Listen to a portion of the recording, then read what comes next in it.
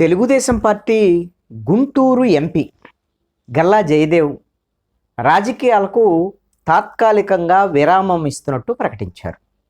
తాను వ్యాపారాన్ని రాజకీయాన్ని కలిపి చేయలేకపోతున్నాను, ఇది సాధ్యం కావటం లేదు, అందుకని పూర్తి స్థాయి రాజకీయాలు చేయగలిగినప్పుడు మాత్రమే నేను రాజకీయాల్లోకి వస్తాను, ఇప్పుడైతే మాత్రం నేను రాజకీయాల నుంచి తప్పుకుంటున్నాను, 2024 ఎన్నికల్లో నేను పోటీ చేయటం లేదు, తమ కుటుంబం నుంచి కూడా ఎవ్వరూ కూడా పోటీ చేయటం లేదు, రాజకీయాల్లో ఉండటం లేదు అని స్పష్టత ఇచ్చారు.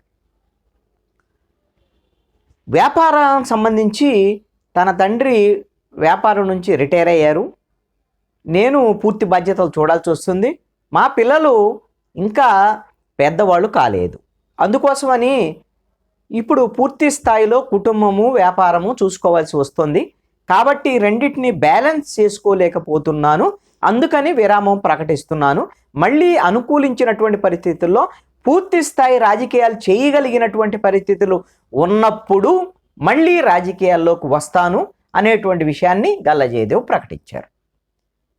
ఇవి మాట్లాడుతూ చాలామంది రెండు రకాల ప్రొఫెషన్స్ అంటే లాయర్లు, డాక్టర్లు, రైతులు ఇలాగ అనేక రకమైన వృత్తుల్లో ఉన్నవాళ్ళు రాజకీయాల్లోకి వస్తారు, నేను కూడా నా వ్యాపారం అనేటువంటి వృత్తిలో ఉన్నాను, మెయిన్ నాది వ్యాపారమే, అయితే వ్యాపారం చేస్తూ రాజకీయం చేయొచ్చు అని తన తాత స్ఫూర్తితో తాను రాజకీయాల్లోకి వచ్చానని, తన తాత కూడా 3 సార్లు ఎంపీ అయ్యారని, వ్యాపారాలు చూస్తూనే రాజకీయాలు చూశారు, నేను ఆయనలాగానే రాజకీయాలు చేద్దాం అనుకున్నాను, అలాంటి సందర్భంలో ఇతర దేశాల్లో చదువుకుంటూ ఆంధ్రప్రదేశ్కి వచ్చిన తర్వాత ఇక్కడికి వచ్చిన తర్వాత ఒక 20 సంవత్సరాల తర్వాత నేను రాజకీయాల్లోకి ఎంటర్ అయ్యాను, మంచి పార్టీ తెలుగుదేశం పార్టీ అని నాకు అప్పుడు అనిపించింది, దాంతో నేను గుంటూరు పార్లమెంటు, ఎందుకంటే చిత్తూరు తిరుపతి రెండు కూడా రిజర్వ్డ్ కాన్స్టిట్యున్సీస్ పార్లమెంటు, నేను పార్లమెంటుకి వెళ్తేనే మంచిది నేను చదువుకున్నటువంటి వాడిగా అనేటువంటి దాని మీద ఆలోచించి తన తాతగారితో ఎన్జీ రంగాకు మంచి సంబంధాలు ఉన్న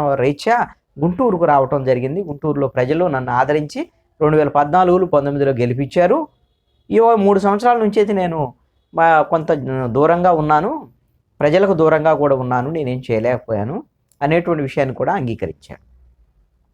అయితే గల్లా జయదేవ్ రాజీనామా అంశం ఇప్పుడు తెలుగుదేశం పార్టీకి ప్లస్ అవుతుందా మైనస్ అవుతుందా, ఇది చాలా కీలకమైనటువంటి అంశం. ఒకటి, అసలు గల్లా జయదేవ్ ఎందుకు రాజీనామా చేశాడు ఏమిటి అనేటువంటి దాని మీద ఆంధ్రప్రదేశ్ రాజకీయాల్లో చర్చ జరిగేటానికి అవకాశం ఉంటుంది.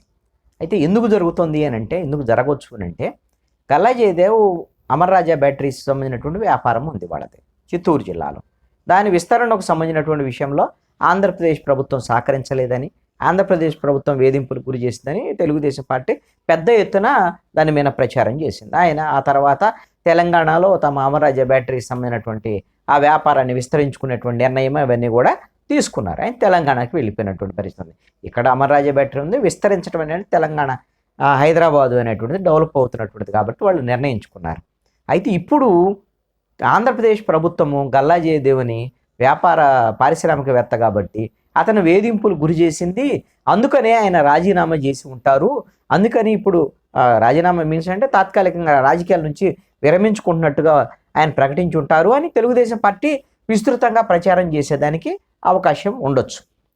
అయితే గల్లా జయదేవ్ ఈ విషయాన్ని ఎక్కడా ప్రస్తావన చేయలేదు, తను ఎందుకు విరామం ప్రకటిస్తున్న రాజకీయాలక తన ఇదని. అయితే ఒక అంశాన్ని సున్నితంగా చెప్పారు, ఏ పారిశ్రామికవేత్త అయినా సరే తను పరిశ్రమకు సంబంధించినటువంటి అనుమతుల విషయంలో 70 రకాల అనుమతులు తీసుకోవాల్సి ఉంటుంది, అంటే 70 రకాలకు సంబంధించినటువంటి ఆయుధాలు రాష్ట్ర ప్రభుత్వం దగ్గర కేంద్ర ప్రభుత్వం చేతుల్లో ఉన్నట్టే అనేటువంటి విధంగా. అందుకని రాజకీయాల్లో ఉండేటువంటి వాళ్ళు, పారిశ్రామికవేత్తలుగా ఉండేటువంటి వాళ్ళు నిస్సంకోచంగా నిర్భయంగా మాట్లాడేదానికి, తను నమ్మినటువంటి దాని మీద మాట్లాడేదానికి అవకాశం ఉండబోదు అన్నిట్లో, అందుకని కొన్నిట్లో నోరు మూసుకొని ఉండాల్సినటువంటి పరిస్థితి ఉంటుంది, అందుకని ఇది కొంత నాకు ఇబ్బందికరంగా ఉంది అనేటువంటి విషయాన్ని చెప్పారు.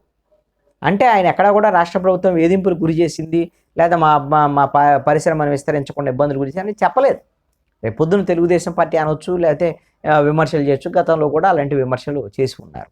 అయితే ఇంకొక వాదన కూడా తెలుగుదేశం పార్టీ వాళ్ళ వైపు నుంచి వస్తుంది వాదన, ఆంధ్రప్రదేశ్కి ప్రత్యేక హోదా విభజన హామీల విషయంలో Galla Jayadev mister PM mister PM అంటూ నరేంద్ర మోడీని ఉద్దేశించి పార్లమెంట్లో నిలదీశాడు.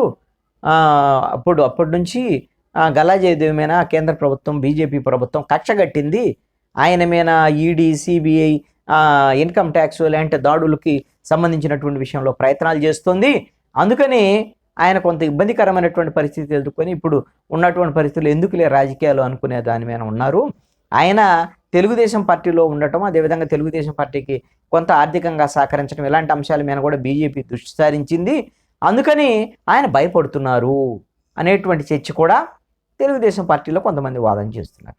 అంటే ఒకవైపున బీజేపీతో పొత్తుకు వెళ్తున్నటువంటి బీజేపీతో పొత్తు వెళ్ళాలని తెలుగుదేశం ప్రయత్నిస్తున్న నేపథ్యంలో బీజేపీ వాళ్ళు ఈ విధంగా తెలుగుదేశం పార్టీకి సంబంధించినటువంటి ఒక ఎంపీ, తెలుగుదేశం పార్టీ నాయకుడు గల్లా జయదేవ్ ఇట్లా నిఘా పెట్టి వేధింపులకు గురి చేస్తున్నారు బీజేపీ అని అంటే టార్గెట్ చేస్తుందా తెలుగుదేశం పార్టీని బీజేపీ అనేటువంటి చర్చ కూడా మరొక వైపున జరిగేదానికి అవకాశం ఉంది. ఆయన ఎక్కడా కూడా నన్ను బీజేపీ వేధింపులు గురి చేసింది అని చెప్పలేదు, అలాగనే ఆంధ్రప్రదేశ్ ప్రభుత్వం కూడా గురి చేసిందని చెప్పలేదు.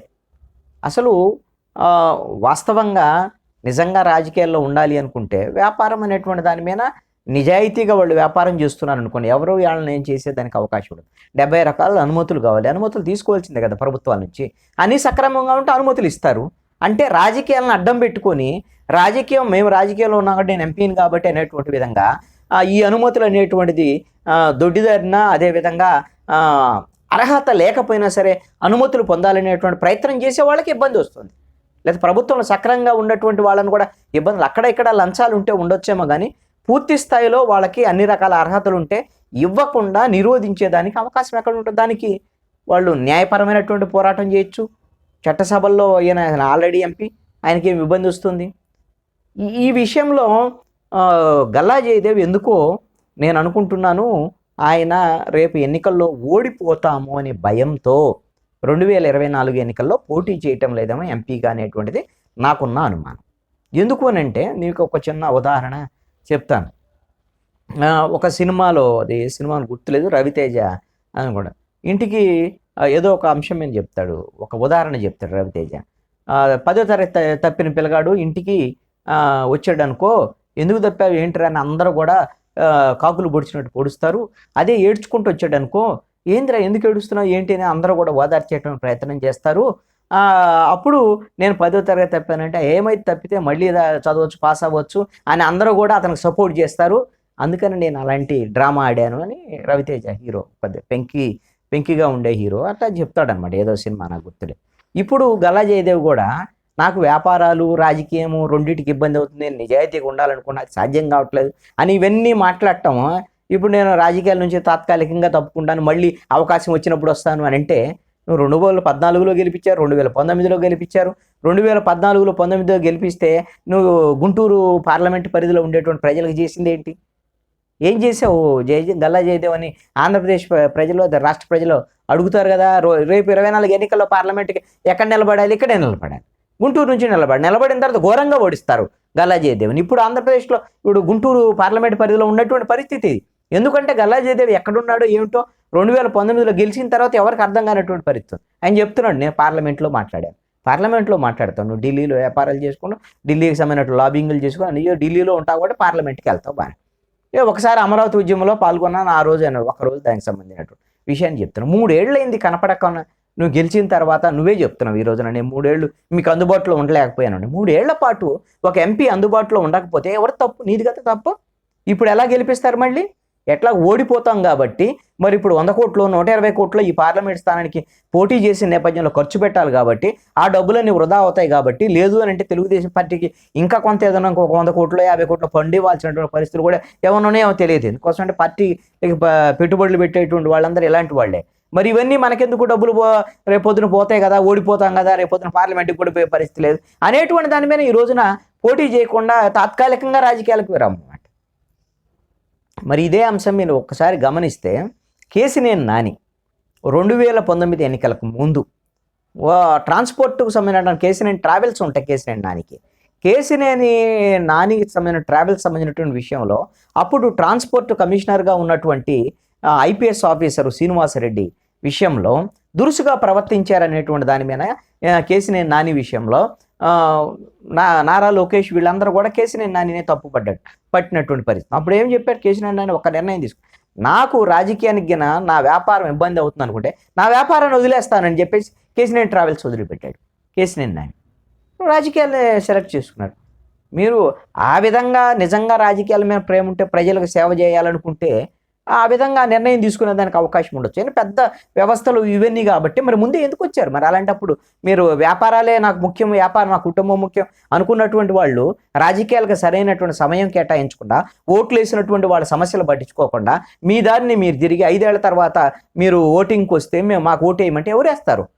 ఈ 5 సంవత్సరాల్లో గల్లా జయదేవ్ తెలుగుదేశం పార్టీకి కూడా కనపడకుండా వెళ్ళిపోయాడు. వాళ్ళ కార్యకర్తలకు కూడా కనపడలేదు. ఇక్కడ local body selections, MPTC, ZPTC, sarpanch, municipal కార్పొరేషన్లు, అసలు ఏ ఎన్నికలకు సంబంధించినటువంటి విషయంలో తెలుగుదేశం పార్టీ సపోర్ట్ చేశాడు గల్లా జయదేవ్? వాళ్ళకి సంబంధించినటువంటి క్షేత్రస్థాయి నాయకులకి ఎక్కడికి ఎవరు సపోర్ట్ చేశాడు? తనతో ఇప్పుడు గల్లా జయదేవ్ 2019లో గెలిచాడు అంటే ఎలా గెలిచాడు అనేటువంటిది కూడా అందరికి ఆశ్చర్యం కలిగించేటువంటి అంశం. ఎందుకు అని అంటే 2019 ఎన్నికల్లో 7 మొత్తం ఈ పార్లమెంట్ స్థానంలో, గుంటూరు పార్లమెంట్ స్థానంలో 7 అసెంబ్లీ నియోజకవర్గాలు ఉంటే గుంటూరు వెస్ట్ ఒక్కటే మద్దాలి గిరిధర్ గెలిచాడు తెలుగుదేశం పార్టీ తరఫున. మిగతా అన్ని చోట్ల ఓడిపోయినటువంటి పరిస్థితి ఉంటే మరి అంతా వైఎస్ఆర్ కాంగ్రెస్ పార్టీ గెలిచినటువంటి పరిస్థితుల్లో పొన్నూరు కూడా వైఎస్ఆర్ కాంగ్రెస్ పార్టీ గెలిచింది. ఎప్పటి నుంచో నరేంద్ర గెలిచేటువంటి వాడు. ఇప్పుడు ఈ పరిధిలో మంగళగిరిలో నారా లోకేష్ కూడా ఓడిపోయాడు. మరి గల్లా జయదేవ్ మాత్రం క్రాస్ ఓటింగ్ జరిగింది, గల్లా జయదేవ్ గెలిచాడు. ఎమ్మెల్యేలందరూ ఓడిపోయారు. ఈ క్రాస్ ఓటింగ్ ఏంటి? మీరు ఎన్నికల్లో కానీ గమనిస్తే గల్లా జయదేవ్కి సంబంధించినటువంటి వాళ్ళందరూ కూడా మా ఎమ్మెల్యేలకు వేసినా ఎక్కిపోయినా పర్వాలేదు, ఎంపీకి మాత్రం ఓటేయండి అని ఆ విధంగా కొంతమందిని ప్రలోభపెట్టేటువంటి పరిస్థితులు, వ్యవహారం ఇవన్నీ కూడా. తెలుగుదేశం ఓడిపోయినా పర్వాలేదు, ఎమ్మెల్యేలు ఓడిపోయినా పర్వాలేదు, ప్రభుత్వం పోయినా తెలుగుదేశం ప్రభుత్వంలోకి రాకపోయినా పర్వాలేదు, గల్లా జయదేవ్ మాత్రం గెలవాలి. ఇది రాజకీయం. మరి గెలిచిన తర్వాత 5 ఏళ్ల పాటు తెలుగుదేశం పార్టీకి దూరము, తెలుగుదేశం వాళ్ళ కార్యకర్తలకు దూరం, ఇవన్నీ. ఇప్పుడు వచ్చి ఓడిపోతాననే భయంతో తెలుగుదేశం పార్టీ నేను తెలుగుదేశం పార్టీలోనే ఉంటానని చెబుతున్నాడు. ఏంటి ఉపయోగం ఉండి? ఏవో కొద్దిగా గొప్ప రాజకీయం ఉన్నారు కాబట్టి, వ్యాపారాలు ఉన్నాయి కాబట్టి అది కొద్దిగా గొప్ప ఫండింగ్ ఇస్తే ఇవ్వచ్చేమో. ఈ రోజున గల్లా జయదేవ్ లాంటి వాళ్ళు రాజకీయాల నుంచి దూరంగా వెళ్ళటం అనేటువంటి ఖచ్చితంగా తెలుగుదేశం పార్టీకి, తెలుగుదేశం పార్టీని నమ్ముకొని పోటీ చేసేటువంటి పరిస్థితి ఎంపీకే లేదు, ఎంపీఏ ఓడిపోతానని భయపడి పారిపోయేటువంటి పరిస్థితి ఉంది అనేటువంటి ప్రభావం తెలుగుదేశం పార్టీ మీద కూడా పడేదానికి అవకాశం ఉంటుంది. ఇది ఒక రకంగా డ్రాబ్యాక్ అయినటువంటి అంశమే తెలుగుదేశం పార్టీకి. ఈ విధమైనటువంటి పరిస్థితుల్లో నేను చెప్తున్నాను, ఒక 70,000 మందికి ఉద్యోగాలు ఇచ్చాం. అదేవిధంగా ప్రత్యక్షంగా పరోక్షంగా మేము కొన్ని వేల కోట్ల రూపాయలు మేము మీరు వ్యాపారం చేస్తున్నారు. వ్యాపారంలో మీ పరిశ్రమలకు సంబంధించినటువంటి దాంట్లో కార్మికులను పెట్టుకుంటారు. కార్మికుల్ని వాళ్ళకి ఉపాధి కల్పించడం కోసమే మీ పరిశ్రమ పెట్టారు. లాభాల కోసం నడుపుతున్నటువంటి పరిస్థితి ఉంది. ప్రభుత్వానికి ట్యాక్సులు కట్టామనంటే మీరు ఆదాయం వస్తుంది కాబట్టి ఆ ఆదాయంలో ఎంత వస్తుంది, ఎంత సంపాదించారు అది చెప్పరు. ట్యాక్సులు మాత్రం కడుతున్నాడు, ఉదారంగా కడుతున్నారా?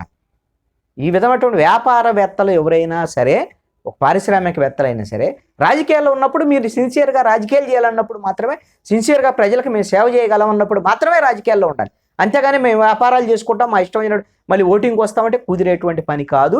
ఇప్పుడు గుంటూరు ఎన్నికల్లో ఇప్పుడుగా పోటీ చేస్తే గల్లా జయదేవ్ ఓడిపోయేటువంటి పరిస్థితి ఉంది కాబట్టి, అది కూడా తెలుగుదేశం పార్టీ తరఫున పోటీ చేస్తే ఓడిపోయేటువంటి పరిస్థితి ఉంది కాబట్టి, గత్యంతరం లేనటువంటి పరిస్థితుల్లో ఈ రోజున డబ్బులు మిగిల్చుకోవడం కోసం మళ్ళీ ఖర్చు చేసుకుని అనవసరంగా ఓడిపోయేటువంటి పరిస్థితి ఎందుకనే దాని మీద గల్లా జయదేవ్ ఈ రోజున తాత్కాలికంగా రాజకీయాలకు విరామం ప్రకటించినట్టుగా ఉంది. ఇది అయితే నేను అనుకుంటున్నాను వీళ్ళు వైసీపీ ప్రభుత్వం మీద, అదేవిధంగా బీజేపీ ప్రభుత్వం మీద ఏమైనా తెలుగుదేశం సంబంధించినటువంటి వాళ్ళు విమర్శలు చేస్తే చేయొచ్చేమో, కానీ ఇది మాత్రం తెలుగుదేశం పార్టీకే ఒక డ్రాబ్యాక్ అని చెప్పేసి నా యొక్క పరిశీలన బట్టి అర్థమవుతుంది.